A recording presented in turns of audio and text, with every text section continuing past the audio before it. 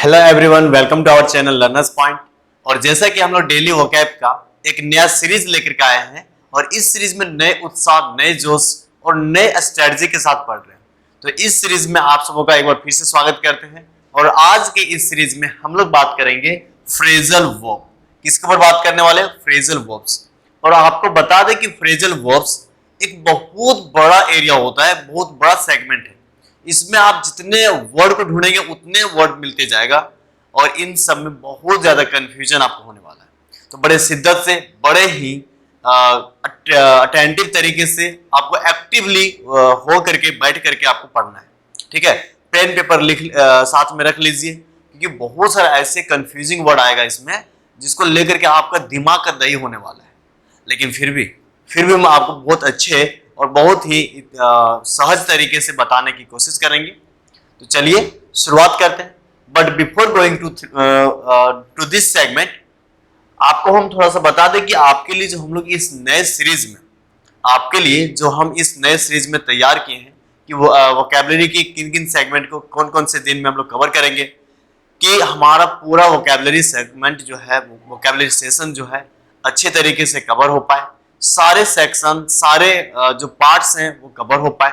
तो इसके लिए आपके सामने एक शेड्यूल तैयार किए हुए हैं और इस शेड्यूल में हम लोग मंडे एंड ट्यूसडे को हम लोग एंटोनिम्स एंड सिनोनिम्स करते हैं, क्योंकि आप हर एग्जाम में ना एंटोनिम्स सिनोनिम्स के अच्छे खासे क्वेश्चंस देख पाते होंगे। यदि क्वेश्चन नंबर 25 के अंदर पूछा जाए तो 2 से 3 आपको मिल जाता है। ठीक है, आप मेंस में देखें तो मेंस में बहुत ज्यादा क्वेश्चंस इन सब पे केवल एंटोनिम और सिनोनिम के ऊपर बेस्ड रहता है। तो कहीं ना कहीं हम लोग को थोड़ा सा एंटोनिम और सिनोनिम वाली जो पोर्शन है, जो पार्ट है, इस पे ज्यादा फोकस करने की बात है। इसलिए आपके सामने मंडे एंड ट्यूसडे, इन दोनों दिनों में एंटोनिम्स एंड सिनोनिम्स के ऊपर ही हम लोग बात करेंगे। इसके बाद हम लोग वेंसडे के ऊपर हम लोग बात करेंगे वन वर्ड सब्स्टिट्यूशंस, है ना। वेंसडे को हम लोग किस पे बात करेंगे? वन वर्ड सब्स्टिट्यूशंस, या अनेक शब्दों के बदले एक शब्द। ठीक है, ये रहा इसका हिंदी। और इसके ऊपर हम लोग बात करेंगे थर्सडे को हम लोग बात करेंगे इडियम्स एंड फ्रेजेस के बारे में। ठीक है, और बहुत सारे इडियम्स और फ्रेजेस का कलेक्शन हम लोग सीखेंगे, यूज करते चलेंगे सेंटेंस में, उसके एप्लीकेशन को देखेंगे और उसको अपने लैंग्वेज में लिखेंगे, है ना, अपने लैंग्वेज में, ताकि हम लोग जब भी रिवीजन करने की जरूरत पड़े एक बार गो थ्रू करेंगे और आराम से इजिली तरीके से उसको समझ पाएंगे। इसके बाद है फ्राइडे, और फ्राइडे को हम लोग करेंगे फ्रेजल वर्ब्स एंड होमोनिम्स। ठीक है, इन दोनों को हम लोग बांट करके पढ़ेंगे, क्योंकि होमोनिम्स का जो सेगमेंट है बहुत बड़ा नहीं है। इसको हम लोग छोटे और कंसाइज तरीके से पढ़ेंगे कि ये आपका एक मतलब देखा जाए तो एक कंपोजिट डॉक्यूमेंट्स आपका यहाँ पे तैयार हो जाएगा। ठीक है, होमोनिम्स का। बाकी बचा यहाँ पे फ्रेजल वर्ब्स। तो फ्रेजल वर्ब्स बहुत बड़ा एरिया होता है, इसको हम लोग रेगुलर रखेंगे और रेगुलर इसके ऊपर काम करेंगे। साथ में कभी कभी इस फ्रेजल वर्ब के साथ हम लोग फिक्स्ड प्रीपोजिशन वाले वर्ड को भी देख लेंगे। ठीक है, फिक्स्ड प्रीपोजिशन वाले वर्ड को भी हम लोग देख लेंगे, क्योंकि ये भी सेगमेंट आपके लिए बहुत इंपॉर्टेंट है, अति आवश्यक है। और इस पे बहुत ज्यादा क्वेश्चंस देखने को मिलता है। आप फिलअप्स देखें, सेंटेंस इंप्रूवमेंट देखें, ठीक है, कॉमन एरर देख सकते हैं, और सीधा सीधा वोकैबुलरी के रूप में। तो इस पे हम लोग को बहुत ज्यादा वर्क करना है, बहुत ज्यादा वर्क। तो आप लोग को बहुत ही कॉन्शियस तरीके से इन सबको, इन सारे सेगमेंट को कवर करना है। और इसके बाद हम लोग सैटरडे को हम लोग करेंगे वोकैबुलरी का टेस्ट। ठीक है, और फिर क्लोज टेस्ट, क्योंकि क्लोज टेस्ट में कहीं ना कहीं आपका गेम होता है वर्ड का। ठीक है, वर्ड का गेम होता है, लेकिन वर्ड को एक पैसेज में हम लोग को फिल करना होता है, पैसेज के रिक्वायरमेंट के अकॉर्डिंग उसको भरना होता है, कुछ ग्रामर की टेक्निक उसमें लगाते हैं। तो इसको भी हम लोग यहीं पे कर लेंगे, इसका भी काम यहीं पे निपटा लेंगे, है ना। बहुत ज्यादा लेकर के नहीं चलना है, नहीं तो फिर क्या हो जाएगा, टफ हो जाएगा। तो ये सेगमेंट, ये डेली वोकैब का जो क्लासेस है, डेली वोकैब का जो सेशन है, इस सेशन में आपका कवर होगा कंप्लीट वोकैबुलरी। इसीलिए इस वाले सेशन का नाम ही रखेगी कंप्लीट वोकैबुलरी और डेली वोकैबुलरी, है ना। डेली करेंगे, डेली करने से क्या होगा कि हम लोग मतलब रिपीट भी होगा वर्ड, तो रिमाइंड हो जाएगा, रिवीजन हो जाएगा, दिमाग में बैठ जाएगा, है ना। तो इसीलिए अब जरा मुझे आज बताएं कि आज का कौन सा दिन है, क्योंकि हम लोग पढ़ रहे हैं फ्रेजल वर्ब्स। सर ये रीजनिंग का क्वेश्चन क्यों पूछ रहे हैं? अभी तो देखा है कि फ्रेजल वर्ब्स हम लोग पढ़ते हैं फ्राइडे को, तो आज फ्राइडे ही तो है। तो चलिए इस फ्राइडे को शुरुआत करते हैं फ्रेजल वर्ब्स के साथ और सीखते हैं फ्रेजल वर्ब्स और उसके अलग अलग यूज, उसका क्या उसके अंदर का फंक्शन है, कैसा होता है फ्रेजल वर्ब्स, कितना टफ है, कितना इजी है, कैसे इजी बना के पढ़ सकते हैं। तो चलिए बिना देर की शुरुआत करते हैं हम लोग किसका, फ्रेजल वर्ब्स का। और सबसे पहले हम लोग सीखेंगे कि phrasal verbs, what is phrasal verb, ठीक है, what is a phrasal verb, एक फ्रेजल वर्ब क्या होता है। तो according to definition a phrasal verb is a verb followed by a preposition or an adverb. The combination creates a meaning different from the original verb alone. इसका मतलब ये हुआ, जैसे आपके सामने हम बोले कि गो, क्या बोले, गो, क्या बोले, गो। अकेला ये वर्ब है, अकेला ये क्या है, वर्ब। और इस वर्ब का क्या मतलब होता है, सर इस वर्ब का मतलब होता है कहीं पे जाना, जाने से, है ना, बहुत बढ़िया। लेकिन अब बोले गो थ्रू, क्या बोले, गो थ्रू। अब यहां पे देखिए, यहां पे अकेला वो वर्ब गो के साथ हम लोग क्या ऐड कर दिए, थ्रू। और थ्रू क्या होता आपके सामने एक तरह का प्रीपोजिशन। और जैसे ही गो प्लस थ्रू बनाए, गो थ्रू, इसका मतलब होता है टू रीड डीपली, है ना, टू रीड, क्या बोलेंगे, टू रीड, पढ़ने से। इसका क्या मतलब हो गया, पढ़ना। अब जरा बताइए, वही वर्ब गो जिसका मतलब था जाना, इसके साथ हम लोग कर दिए थ्रू, तो बन गया पढ़ने से। यही मीनिंग चेंज हो गया, यही क्या हो गया, मीनिंग चेंज हो गया। और यही बोला गया है कि यहाँ पे कि एक ऐसी वर्ब जिस वर्ब को एक प्रीपोजिशन या फिर एक एडवर्ब के साथ ऐड कर दिया जाता है, और जैसे ही ऐड कर दिया जाता है वैसे ही एक कॉम्बिनेशन तैयार होता है, और इस कॉम्बिनेशन का मतलब कुछ अलग हो जाता है इसके ओरिजिनल वर्ब से, इसके ओरिजिनल वर्ब से। और इसी ओरिजिनल वर्ब से इसका मीनिंग अलग हो जाने के कारण एक नया वर्ड आपको पढ़ना पड़ेगा, गो थ्रू। और गो थ्रू का मतलब होगा पढ़ने से, टू रीड, है ना। ऐसे और भी, जैसे ब्रेक, ब्रेक का मतलब क्या होता है, ब्रेक का मतलब होता है टूटना, ब्रेक का मतलब टूटना, है ना, तोड़ना, टूटना या फिर तोड़ना, यही होगा।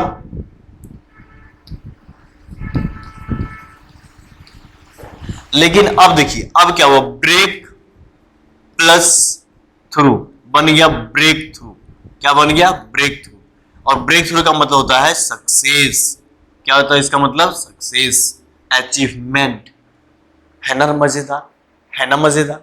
वही ब्रेक और ब्रेक के साथ ऐड क्या हो गया, थ्रू, ब्रेक थ्रू, और बन गया सक्सेस। और क्या बन गया, सक्सेस। इसी चीज को ध्यान रखना है, इवन नॉट हियर, आपको यहीं तक नहीं, इस ब्रेक के साथ अप आया तो ब्रेकअप, दिल तोड़ के टुकड़े टुकड़े कर, ब्रेकअप, है ना। इसके बाद ब्रेक के साथ और कुछ भी आएगा, ब्रेक डाउन, ब्रेक आउट। ये सारे के सारे अलग अलग वर्ड हैं, अलग अलग वर्ड क्रिएट करता है, अलग अलग मीनिंग क्रिएट करता है, और इसीलिए इसको बोलते हैं हम लोग फ्रेजल वर्ब, क्योंकि ये कहीं ना कहीं वर्ब के साथ मिल करके आता है। तो ये बात समझ में आ रहा है धीरे धीरे, बहुत अच्छा सेगमेंट है। फ्रेजल वर्ब में आपको बहुत ही अटेंटिव होकर के, ऑल ईयर्स होकर के इसको ध्यान से सुन सुन करके पढ़ना है। इसलिए अभी तक हेडफोन नहीं लगाए तो हेडफोन लगा करके एकांत में बैठ जाइए और इत्मीनान तरीके से पढ़िए, क्योंकि शायद कहीं ही आपको इस तरीके से कंप्लीट फ्रेजल वर्ब का एक स्लाइड देगा, एक कंप्लीट डॉक्यूमेंट दे पाएगा। और हम आपके लिए बहुत मेहनत करके सारे फ्रेजल वर्ब को ना एक जगह इकट्ठा किए हैं, हर एग्जाम के क्वेश्चन पेपर से उठाए हैं, और आने वाले जो एक मतलब प्रोबेबिलिटी बनता है, मोस्ट चांस बनता है कि हाँ ये पूछा जा सकता है, उन सबको कवर किए।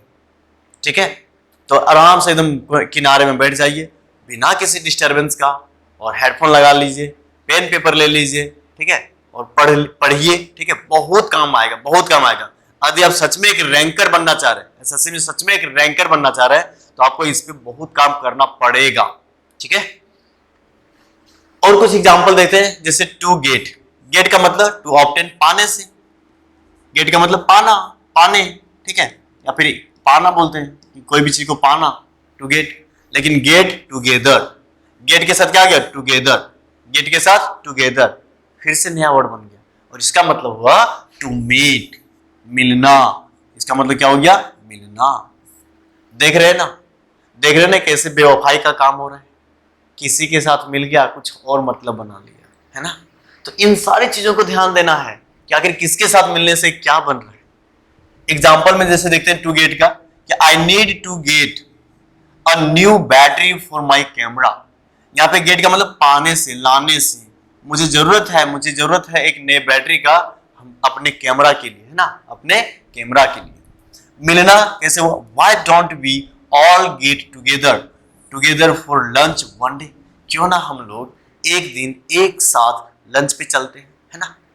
तो आप सभी को इनवाइट है एक साथ, ठीक है, कि हमारे साथ लंच करें, लेकिन तभी जब आप सक्सेस, है ना। हमारा रिक्वायरमेंट है कि यदि आप सक्सेस करते हैं तो जरूर आपके साथ हम लंच करेंगे और बहुत जल्दी करेंगे, है ना। चलिए, तो ये रहा इसका इंट्रोडक्शन। काफी इजीली तरीके से आपको समझ में आ गया होगा। इन सब का कंप्लीट एक अलग ही कॉपी में नोट बना लीजिए, ठीक है, एक अलग ही कॉपी में इसका नोट्स बना लीजिए फ्रेजल वर्ब लिख करके। अब हम लोग देखते हैं कुछ नए नए फ्रेजल वर्ब्स के ऊपर और काम करते हैं, इसके एप्लीकेशन को समझते हैं और देखते हैं कि उसके साथ क्या प्रीपोजिशन फिक्स्ड किया गया है, ठीक। अब यहाँ पे सबसे पहला अबाइड बाय, क्या बना? Abide by. जब अबाइड के साथ बाय आता है, जब अबाइड के साथ बाय आता है, इसका मतलब बन गया किसी को रिस्पेक्ट करना, आदर करना, किसी चीज का पालन करना, ओबे करना, चाहे वो किसी तरह का रूल हो, लॉ हो, डिसीजन हो, है ना, किसी भी तरह का रूल हो, उसको आप ओबे करते हैं, उसको रिस्पेक्ट करते हैं, तब क्या बोलेंगे? Abide by. क्या बोलेंगे? Abide by. रिस्पेक्ट करना, पालन करना, ओबे करना, नियम कानून को मानना, ठीक है। जैसे एग्जांपल में समझते हैं, if you want to stay at this school, यदि आप इस स्कूल में पढ़ना चाहते हैं या फिर आपको पढ़ने का मन है, you must abide by the rules. इसका मतलब यू मस्ट ओबे, ठीक है, यू मस्ट ओबे। ओबे का मतलब पालन करो। तो देखिए अबाइड बाय को रिप्लेस कर दिया गया किससे? अबाइड बाय को रिप्लेस किया गया ओबे से। इसका मतलब अबाइड बाय का वही मतलब है जो ओबे का मतलब है, पालन करने का, है ना। है ना मजेदार? तो अब आप ओबे ना बोल करके अबाइड बाय, है ना। We all must abide by the rules of our Indian constitution, है ना। हम सभी को अपने इंडियन कॉन्स्टिट्यूशन के अकॉर्डिंग उसके जो रूल्स है, नियम कानून है, उसका पालन करना चाहिए। तो अबाइड बाय का क्या मतलब हुआ? एक बार बोलिए, क्या बोले? यस, क्या बोले? पालन कर, ठीक है। चलिए अब हम लोग करेंगे account for. Account for, account for का मतलब होता है गिव अ रीजन और एन एक्सप्लेनेशन।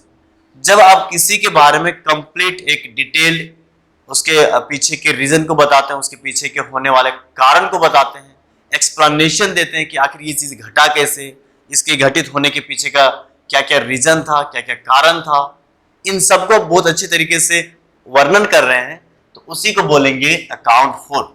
और एक्सप्लेनेशन का मतलब होता है वर्णन करना, व्याख्या करना, ठीक है, वर्णन करना या फिर व्याख्या करना। एग्जाम्पल में हम लोग समझने की कोशिश करेंगे। I hope you can account for all the money you spend. यहां पे बोला गया कि मुझे आशा है कि आप जितने भी पैसे खर्च किए हैं उसका एक डिटेल एक्सप्लेनेशन दे पाएंगे मुझे कि आखिर हम पैसे कहां कहां पे खर्च किए। जब आप कहीं पे खर्च करते हैं तो उसका एक पूरा वर्णन करते हैं उसको, ठीक है, उसके कंप्लीट ब्यौरा देते हैं, तो उसी ब्यौरा को बोलेंगे आप अकाउंट फॉर।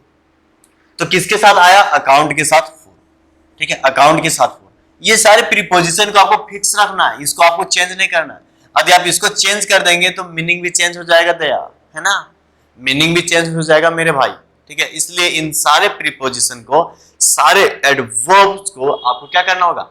फिक्स रखना होगा, ठीक है। इसके बाद नेक्स्ट है एक फॉर। एक का मतलब होता है दर्द, है ना, जैसे बोलते हैं हेडेक, हेड एक, हेडेक, इसका मतलब दर्द, सिर दर्द या सर दर्द, ठीक है ना, सिर दर्द या सर दर्द आप जो भी बोले। तो एक का मतलब होता है दर्द और हेड का मतलब सिर, इसलिए सिर का दर्द। वैसे पेन, पेन भी होता है ना, PAIN, पेन, पेन का मतलब भी क्या हो गया, पेन का मतलब भी हो गया दर्द। लेकिन बताइए एक और पेन का दर्द हम लोग कहाँ कहाँ पे यूज करेंगे, क्या आइडिया है, कुछ आइडिया है? पेन का हम लोग यूज कहाँ पे करेंगे और एक का यूज कहाँ पे करेंगे? जो आपके बॉडी में एक हो, जैसे हेड, तो जब ये दर्द करे बोलेंगे हेडेक। जब आपके हाथ में दर्द हो, और हाथ कितने हैं, 2, तो बोलेंगे पेन, ठीक है, क्या बोलेंगे, हैंड पेन, ठीक है। जैसे स्टमक में दर्द हो रहा है तो पेट कितना है, 1, तो बोलेंगे स्टमक 1, ठीक है ना। लेकिन पैर, पैर में यदि दर्द कर रहा है, लेग, तो क्या बोलेंगे लेग में, माई लेग इज पेनिंग, है ना, ऐसे माई लेग इज पेनिंग, ऐसे। तो लेग में यदि होगा तो इसमें बोलेंगे हम लोग पेन, और जब पेट में होगा तो स्टमक एक, लेग पेन स्टमक एक। तो ये दोनों का मतलब होता है दर्द करना। इसको हम मिटाते हैं ताकि बहुत ज्यादा गंदा ना कर ले हम लोग अपने स्लाइड को। अब यहाँ पे देखिए, यहाँ पे वही है, इसके साथ क्या आ गया 4, क्या मतलब कुछ अलग बनेगा, यस ऑफ कोर्स बनेगा इसमें। और क्या बनेगा, वांट समवन और समथिंग वेरी मच। जब आप किसी चीज को बहुत ज्यादा दिल से चाहते हैं, दिल से उसको मांगने की कोशिश करते हैं, बिना उसका आपको बेचैन लगे, है ना, बिना उसका आपको बेचैन लगे, रेकलेस फील हो, तब क्या बोलते हैं, तब बोलेंगे एक 4। ओ भाई तुम्हारे बिना मेरा दिल टूटा टूटा जा रहा है, दिल दर्द से भर रहा है ना, दैट इज एक 4। तो यहां पे देखिए क्या हो रहा है एग्जाम्पल में, he was so lonely, lonely का मतलब अकेला, ही वॉज सो लॉनली, काफी अकेला था। ही, इसीलिए he ached for the sound of a human voice.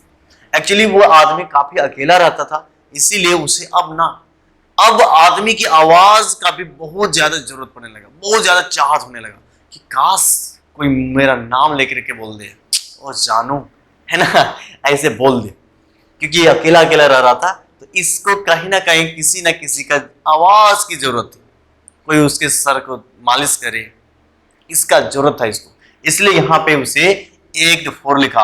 और बहुत जरूरी था, बहुत जरूरी था, है ना।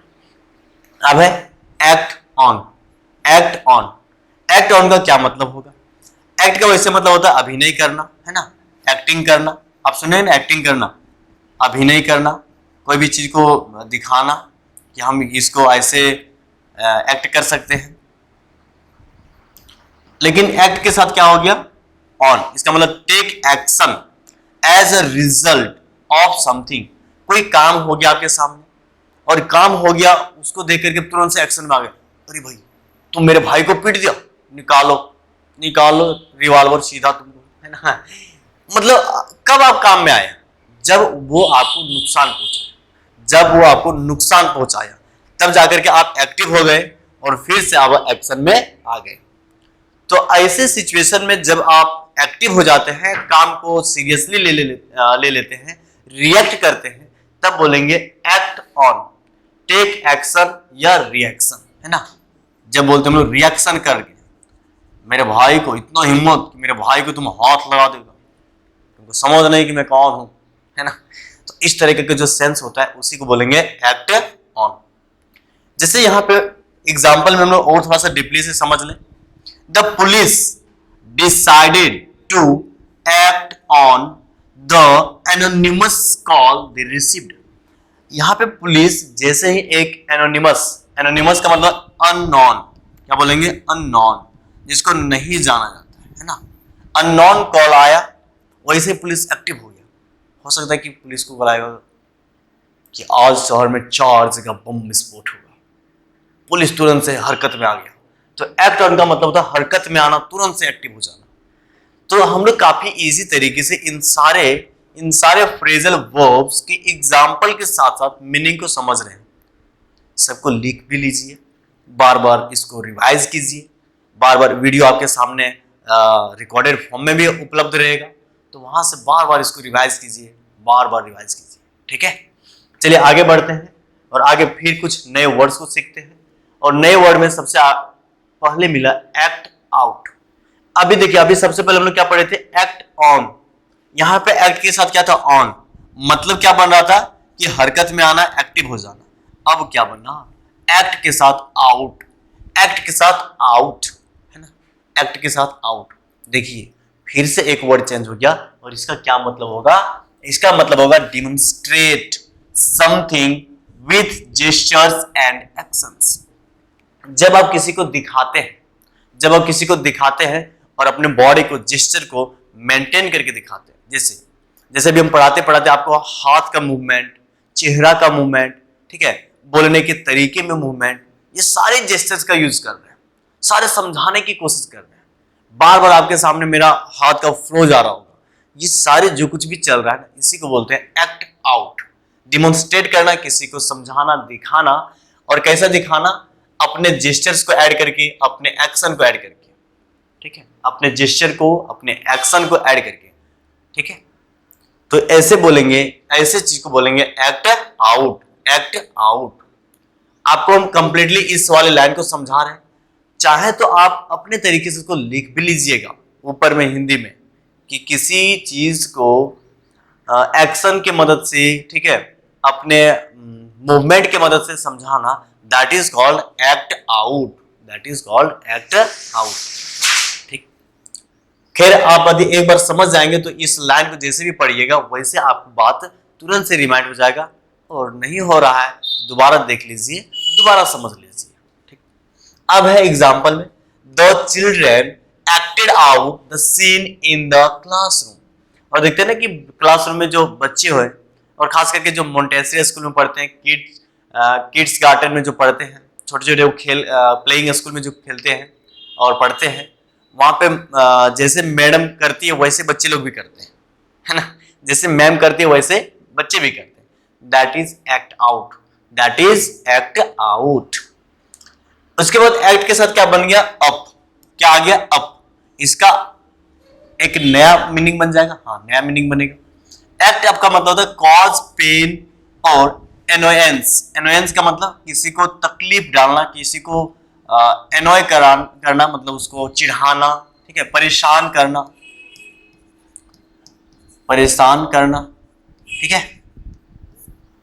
कॉज पेन और एनोयंस बाय फंक्शनिंग बैडली। जब आप किसी के साथ ना दुर्व्यवहार करते हैं, ऐसा बिहेव करते हैं कि उसको बेचैन कर देते हैं, ठीक है ना, उसको आप परेशान करते हैं, उसको दर्द पहुंचाते हैं, तकलीफ पहुंचाते हैं, तब क्या बोलेंगे, एक्ट अप। क्या बोलेंगे, एक्ट अप। जैसे dad's poor knee is acting up again. इसका मतलब जो डैड का ना, जो डैड का नी है, घुटना है, और घुटना कैसा, पुअर, इसका मतलब पहले भी चोट लगा होगा, पहले भी वो दर्द कर रहा होगा। तो जो घुटना है, उसके घुटना क्या कर रहा है, उसको एक्टिंग अप कर रहा है, मतलब उसको बार बार परेशान कर रहा है, उसके पापा को, उसके डैड को, ठीक है, उसको तकलीफ दे रहा है, परेशान कर रहा है, उसको दर्द दे रहा है। तो एक्ट अप का मतलब होता है कि जब किसी ऐसा कोई फंक्शन करना कि किसी को वो दर्द पहुंचे, ठीक है ना, खुद को दर्द पहुंचे, तब बोलेंगे एक्ट अप। क्या बोलेंगे, एक्ट अप। तो अभी हम लोग एक्ट के साथ 3 वर्ड देखे। पहला क्या क्या देखे, एक्ट ऑन, इसका मतलब एक्टिव हो जाना, ठीक है, तुरंत से हरकत में आ जाना, रिएक्शन कर बैठना। एक्ट आउट, डिमोन्स्ट्रेट करना, अपने बॉडी लैंग्वेज को हिलाते डुलाते। इसके बाद एक्ट अप, इसका मतलब किसी को परेशान करना, तकलीफ पहुंचाना, दर्द पहुंचाना। अब हम लोग पढ़ेंगे एड अप। एड अप, पढ़िए, एड अप, एक बार पढ़िए, ठीक है। क्या पढ़ेंगे हम लोग, एड अप। और एड अप का क्या मतलब होगा, इसका मतलब होगा मेक सेंस, मेक सेंस, सीम रीजनेबल। कोई भी चीज में ना जब उसमें कोई भी सेंस बाहर आता है, या फिर उसमें ऐसा काम करते कि हाँ वो एक सेंसिबल चीज बन सके, उससे कुछ ना कुछ समझने को हमको मिल सके, एक रीजनेबल चीज हो सके, है ना, तब बोलेंगे एड अप। जैसे she explained what happened but the details she give just don't add. देखिए यहाँ पे ये जो लड़की है ये एक्सप्लेन करती है जो इन्होंने या फिर जो हुआ था उसको एक्सप्लेन की। मान लीजिए कि कोई क्लासरूम में कोई घटना हो जाता है ना, तो उस घटना को यहाँ पे क्या किया जा रहा है, एक्सप्लेन किया जा रहा है। लेकिन जो डिटेल्स वो दे रही है, सी यानी द डिटेल्स सी गेव, जो वो दे रही है, जस्ट डोंट एड अप, वो इसको बहुत अच्छे तरीके से सेंसिबल नहीं बना पा रहा है, इसको अच्छे तरीके से रीजनेबल नहीं बना पा रहा है कि हाँ ये घटना हुआ था तो इसका तथ्य यही चीज है, मतलब गवाह नहीं बन पा रहा है, ठीक है, गवाही देना, ऐसा सेंस आता है इसमें। इसके बाद है एडहियर टू। एडहियर का मतलब होता है चिपकाना, लेकिन यहाँ पे क्या हुआ, टू आ गया, एडहियर टू। इसका मतलब क्या बनेगा, support, follow, act in accordance with, किसी के अकॉर्डिंग काम करना, उसको सपोर्ट करना, मदद करना, उसको फॉलो करना, उसके अकॉर्डिंग काम करना, ठीक है, इन सब को हम लोग क्या बोलेंगे, इन सब को बोलेंगे एडहियर टू।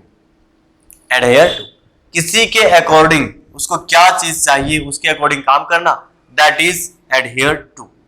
एग्जाम्पल में, all contestants must adhere to the rules, सारे जो कंटेस्टेंट्स हैं, प्रतियोगी, या फिर इसको बोलेंगे, हाँ प्रतियोगी बोल सकते हैं, या फिर प्रतिस्पर्धी, प्रतियोगी नहीं होगा, प्रतिस्पर्धी होगा, एग्जैक्ट हिंदी ये होगा।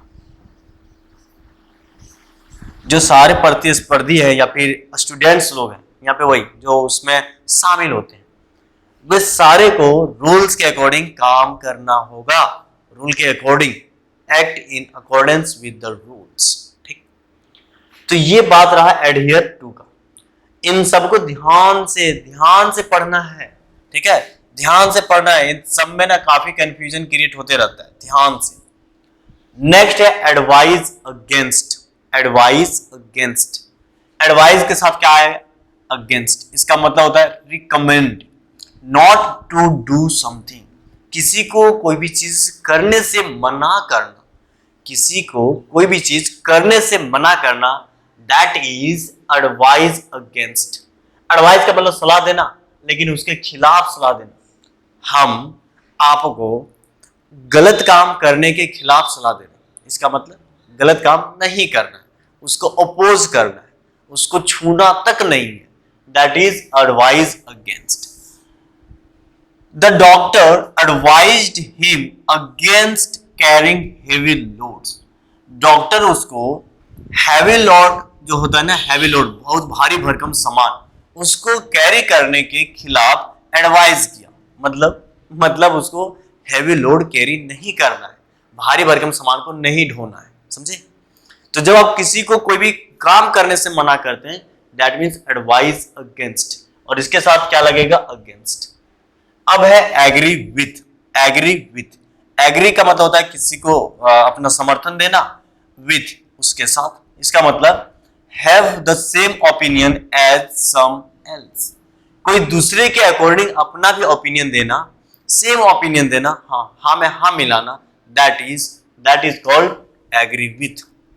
जैसे इसी को बोलते हैं हम लोग यस मैन, इसी को हम लोग क्या बोलेंगे, यस मैन, ये इडियम है, इसका मतलब हामी भरने वाला व्यक्ति। I agree with you entirely, हम आपके साथ पूर्ण रूप से हैं, हम आपके साथ पूर्ण रूप से हैं, completely. I think she deserves the award too, और मैं चाहता हूं, मुझे भी लगता है कि उसको अवार्ड मिलना चाहिए, वो डिजर्व करती भी है, ठीक है। इसके बाद है एम एट। एम एट, इसका मतलब direct towards a target, target की ओर अपना एकदम दृढ़ निश्चय तैयार कर लेना, अपना एम तैयार करना, दैट इज एम एट। जैसे आप सभी कोई है ना, आप सब कोई कहीं ना कहीं एम एट किए होंगे, किसको, अपने इस एग्जाम, जो भी आपके फ्यूचर की अच्छी बातें हैं, ठीक है, अच्छे एम्बिशंस हैं, उसके लिए आप एम एट किए, क्या किए, aim at. The policeman aimed his gun straight at the hijacker. देखिए यहाँ पे जो एट और यहाँ पे रहा एम, इन दोनों को मिलाकर के बना कि उसकी तरफ डायरेक्ट किया हुआ है अपने गन को, किसके तरफ, हाईजैकर, है ना, जो हाईजैक किया है उसके तरफ। Allow for, allow for, allow का मतलब है किसी को अनुमति देना, फॉर किसी के लिए, इसका मतलब टेक इनटू कंसीडरेशन, उसको कंसीडर करना, उसको कंसीडरेशन में लेना, ठीक है ना, उसके ऊपर विचार करना, गहन मंथन करना, ठीक है ना, गहन मंथन करना, include in a calculation, calculation में भी शामिल करना, और कैलकुलेशन में शामिल करना दैट मीन्स उसके ऊपर आप जोड़ घटाव कर रहे हैं, उसको जोड़ घटाव कर रहे हैं, इसका मतलब उसको विचार में ला रहे हैं, उसके ऊपर अपना दिमाग लगा रहे हैं। एग्जाम्पल में, it will take longer, you have to allow for heavy traffic at rush hour. यहाँ पे बोला कि इससे रास्ते में काफी ज्यादा समय लगेगा और इसीलिए हम लोग को इस ट्रैफिक को ध्यान में रखते हुए काम करना है कि कितने जो रश आवर होता है उसमें काफी ज्यादा ट्रैफिक है, तो उसको ध्यान में रखना है, कंसीडर में रखना है। We must allow for food expenses too, हम लोगों को इंक्लूड करना चाहिए कैलकुलेशन में, किसको, फूड के खर्च को, खाने पीने के खर्च को, क्योंकि ये एक व्यक्ति के लिए 20 यूरो पड़ सकता है। तो ध्यान रखिए कि आखिर एक आदमी को हम लोग 20 रुपए खिला रहे हैं तो कितना खर्च करना है और कितना में स्टॉप करना है। तो एक बार रिवाइज कर लीजिए क्या क्या लिखा हुआ है। Advise against, agree with, aim at, love. अब चलते हैं हम लोग नेक्स्ट स्लाइड और इसको पढ़िए एक बार। allude, allude to, ठीक है, allude to, amount to, angle for, answer back। तो सबसे पहले हम लोग पढ़ेंगे allude to, है ना, allude to। allude to का क्या मतलब होता है, mention और make reference to something in indirect way। जब आप किसी तरफ इनडायरेक्ट तरीके से अप्रत्यक्ष रूप से इशारा करते हैं, है ना, अप्रत्यक्ष रूप से इशारा करते हैं, तो उसे बोलेंगे allude to। I don't understand what problem is she alluding to। किस प्रॉब्लम की तरफ वो बात कर रही है, क्योंकि वो अप्रत्यक्ष तरीके से बात कर रही होगी, डायरेक्ट बोल नहीं रही होगी, है ना। तो वैसे बात को क्या बोलेंगे हम लोग, allude to, allude to। amount to, amount to का मतलब होता है रीच करना, वहां तक पहुंचना, उसके बराबरी करना, किसी के बराबरी करना, उसके बराबर में जाना, रीच करना, दैट इज अमाउंट टू। जैसे the total repair work will amount to 1200 euros.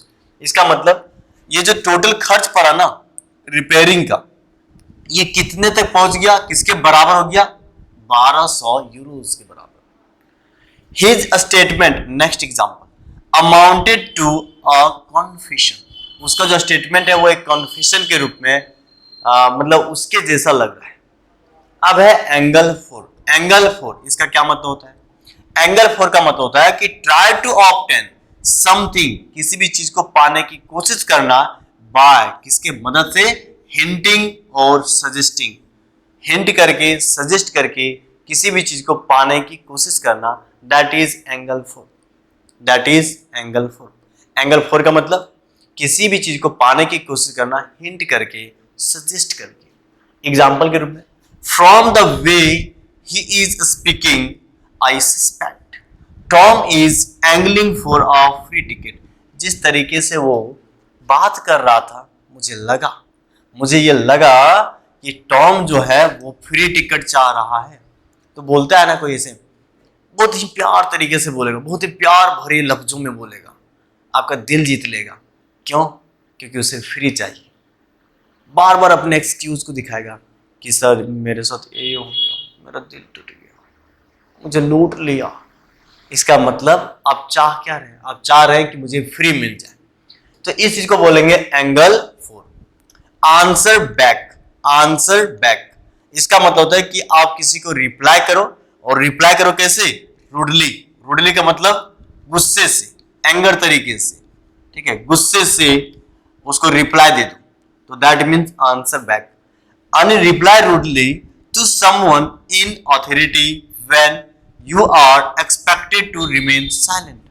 जब आप साइलेंट रहने की कोशिश करते हैं, कोई आपको रूडली आंसर देता है, रिप्लाई देता है, I am your teacher, don't answer back, है ना। तो ये वाली बात जो है, इस वाली बात को हम लोग क्या बोलेंगे, इस वाली बात को बोलेंगे आंसर बैक, ठीक है। जैसे किसी को एकदम उसके बेइज्जती करने वाले वर्ड में आप उसको क्या करते हैं, रिप्लाई देते हैं। और आज का लास्ट स्लाइड है, काफी अच्छे वर्ड्स को हम लोग देख रहे हैं, और आज के वर्ड में है ये लास्ट स्लाइड में आंसर फोर। देखिए यहाँ पे आंसर का मतलब उत्तर देना होता है, किसी को रिप्लाई देना। इसके साथ क्या आ गया? फॉर। इसका मतलब होता है be held responsible for something, कोई भी चीज को लेकर के रिस्पॉन्सिबल होना, उसका उत्तरदायित्व को संभालना, ठीक है ना, उसके उत्तरदायित्व को संभालना। जैसे normally parents have to answer for their children's behaviour, बच्चे की जो नेचर है, बिहेवियर है, उसके लिए उसके माँ बाप जिम्मेवार होते हैं। किस परिवरिश में आप जी रहे हैं, इसका रिफ्लेक्शन आपके बिहेवियर से मिलता है। इसलिए ध्यान रखें कि आपका बिहेवियर के पीछे बदनाम आपके माँ बाप होते हैं। इसलिए बिहेव ऐसा कीजिए कि माँ बाप बस आपके बिहेवियर से ही खुश हो जाए, ठीक है, आपके बिहेवियर से ही माँ बाप को आपके समाज में एक अलग सम्मान मिले।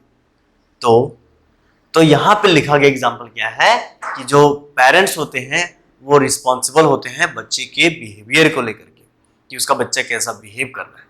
हर पेरेंट्स को चाहिए कि बच्चे को एक ऐसी शिक्षा दें कि मेरा बच्चा अच्छा बिहेव कर पाए, किसी के सामने मेरा इज्जत का ना फालूदा ना उड़ा दे, ठीक है। तो ये ध्यान रखना है, कंसर्न रखना है, क्योंकि आप सब कहीं ना कहीं आपके कृत्य, आपके काम, आपके माँ बाप के सपनों को, आपके माँ बाप के सम्मान को ठेस पहुंचाएगा, और उसी को चाहे तो आसमान को टच करवा देगा, ठीक है। तो डिपेंड करता है कि आप कैसे बिहेव करते हैं। यह इसी का दूसरा मतलब होता है कि speak on behalf of someone. On behalf of का मतलब किसी के मतलब सापेक्ष में बोल सकते हैं। जैसे मान लीजिए कि मुझे अमित सर बोले कि मेरे तरफ से आप बोल दीजिएगा, तो इसी को बोलेंगे ऑन बिहाफ, ठीक है।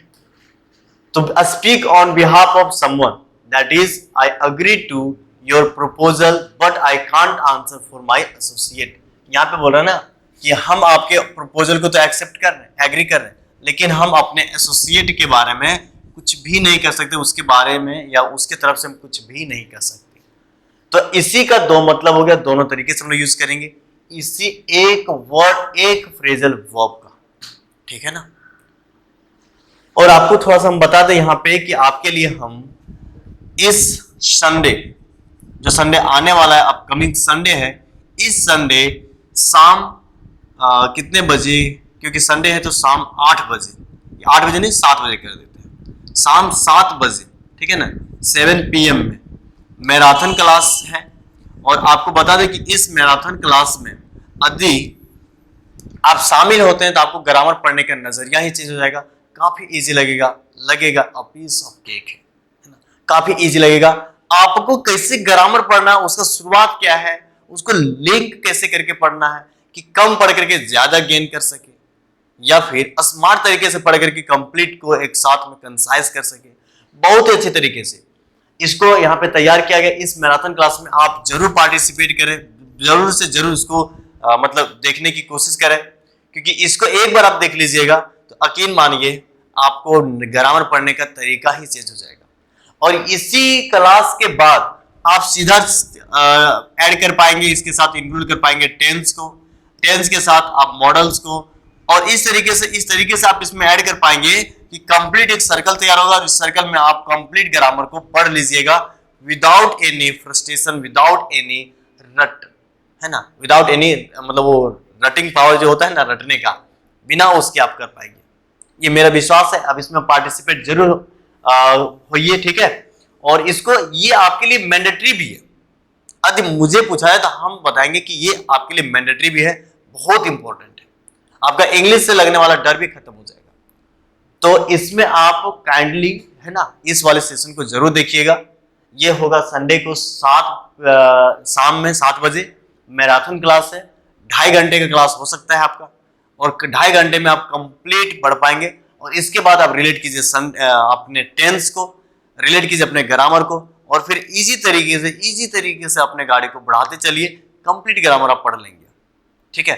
इधर वोकैबुलरी का क्लासेस तो हम ले ही रहे हैं, तो सभी को देखना है, सभी को जरूर से जरूर देखना है, ठीक है। तो ध्यान रखिए कितने बजे, 7 बजे, कौन से दिन में, संडे, ठीक है, संडे को मैराथन क्लास होने वाला है, पार्टिसिपेट जरूर कीजिएगा। और साथ में आपको बता दें कि ये जो हम आपको तैयार किए हैं वोकैबुलरी का, ये इसका तो शेड्यूल बता ही दिए हैं कि आपको मंडे ट्यूसडे को एंटोनिम सिनोनिम, वेडनेसडे को वन वर्ड, ठीक है, उसके बाद थर्सडे को इडियम्स, फ्राइडे को जो पढ़ रहे हैं, और सैटरडे को टेस्ट, और साथ में संडे को मैराथन क्लासेस। और मैराथन क्लासेस में सर का भी संडे को आने वाला है, अमित सर का, ठीक है, जो आपको मैथ पढ़ाएंगे संडे को। और संडे को इसमें सर का जो क्लास रहेगा ये रहेगा सुबह मॉर्निंग में रहेगा 8 AM, ठीक है, 8 बजे। तो इसमें भी पार्टिसिपेट कीजिए, मैथ मतलब मैथ को सीखिए। और साथ में मैम का भी रहेगा रीजनिंग का मैराथन रहेगा आपको दोपहर में। इसका शेड्यूल समय कितने बजे है ये थोड़ा सा मुझे पता नहीं है, लेकिन नेक्स्ट क्लास में आपको उसके बारे में भी बता देंगे कि समय कितने बजे का होगा। तो इन सारे मैराथन क्लासेस में आप जरूर पार्टिसिपेट करें, क्योंकि इसमें आपको कंप्लीट एक कंपोजिट क्लास मिलता है एक ही वीडियो में, ठीक है। तो हम लोग पढ़ रहे थे आंसर 4। अब चलिए वापस आते हैं और पढ़ते हैं आंसर 2। आंसर 2 का मतलब होता है किसी के प्रति आप रिस्पॉन्सिबल होना, कोई आपके ऊपर कंट्रोल करे। देखिए यहां पे आपके ऊपर कंट्रोल नहीं करे, आपका दायित्व था, आपको निभाना था। जैसे यहाँ पे पेरेंट्स बच्चे के बिहेवियर को मतलब उसका रिस्पॉन्सिबल होता है, तो पिताजी कहीं दबाव में नहीं, पिताजी किसी के कंट्रोल में नहीं है, पिताजी उसको सिखाने की कोशिश करता है और वो सीखा क्या नहीं सीखा इसके लिए जिम्मेवार होता है। लेकिन यहाँ पे नेक्स्ट में आंसर 2, इसमें भी आप जिम्मेवार होंगे, इसमें भी आप रिस्पॉन्सिबल होंगे, लेकिन इसमें आपका एक बॉस होगा, उस बॉस के अंदर काम करेंगे। इसका मतलब देखिए ये चीज है, मान लीजिए कि ये कुछ लटकाने वाला है, तो ये हमारा हाथ इसमें लटका हुआ है, तो ये कहीं ना कहीं रिस्पॉन्सिबल है, लेकिन लटका हुआ चीज कहां पे, नीचे में, ठीक है। तो ये हो गया आंसर 4 वाला काम। लेकिन ये इस हाथ के लिए वो आंसर 4, लेकिन इस हाथ, क्योंकि ये भी रिस्पॉन्सिबल 4 है और इसके ऊपर इसका दबाव है, तो ये हो जाएगा आंसर 2। तो जब आपके ऊपर किसी का दबाव हो और आप रिस्पॉन्सिबल हैं, तो होंगे आप आंसर 2 का आंसर। तब आप क्या बोलेंगे, आंसर 2। बी कंट्रोल्ड बाय, किसी के द्वारा कंट्रोल्ड होना। जैसे who do you answer to in your job, आपके जॉब में आपको कौन कंट्रोल करता है, कौन रिस्पॉन्सिबल बनाता है कि ये काम गलत हुआ तो इसका जिम्मेवार तुम था, डांटेगा, फटकारेगा, तो आंसर 2। अपील टू का मतलब होता है प्लीड और मेक एन अर्नेस्ट रिक्वेस्ट, किसी के साथ प्यार तरीके से रिक्वेस्ट करना, एकदम डीपली प्लीज करना। The organisers appeal to the crowd to stay calm, जो ऑर्गेनाइजर है वो बार बार बोल रहा है प्लीज आप लोग शांति बनाए रखें। आप सुने होंगे ना प्रोग्राम में, जो ऑर्गेनाइजर रहता है या फिर जो आपको प्रोग्राम को हैंडल कर रहा होता है, वो हमेशा बोलता रहता है कि आप लोग शांति बनाए रखें, ये प्रोग्राम कंटिन्यू चलते रहेगा, आप लोग हो हल्ला ना करें। या दूसरा मतलब इसका देखा जाए तो होता है बी अट्रैक्टिव और interesting. The idea of camping in the woods का मतलब जंगल, ठीक है, यहाँ पे ध्यान रखिएगा, लकड़ी को हम लोग प्लूरल नहीं बना सकते, और बना दिए तो जंगल बन जाएगा। Does not appeal to me at all, appeal to का मतलब इंटरेस्ट होना, है ना, उसका मतलब जो आप बोले कि ना कैंप लगाइए जंगल में, ये हमको भाया नहीं, ये हमको नहीं भाया, इंटरेस्ट नहीं था उसमें। तो ये रहा आज का ये सारे के सारे फ्रेजल वर्ब्स, आप इसको काइंडली लिख लीजिए और फिर से देखिए, ये रहा आपका शेड्यूल। और आज हम लोग फ्राइडे को किए हैं फ्रेजल वर्ब, कल रहेगा आपका वोकैबुलरी का टेस्ट या फिर क्लोज टेस्ट, ठीक है। तो एक बार रिवाइज कर लीजिए और ना अपने आप को जांचिए कि आप कितने पानी में, ठीक है, कल सैटरडे को। तो चलिए आज के लिए बस इतना ही, छोड़ जाते हैं आपको इन सारे वर्ड्स के साथ, रिवाइज कीजिए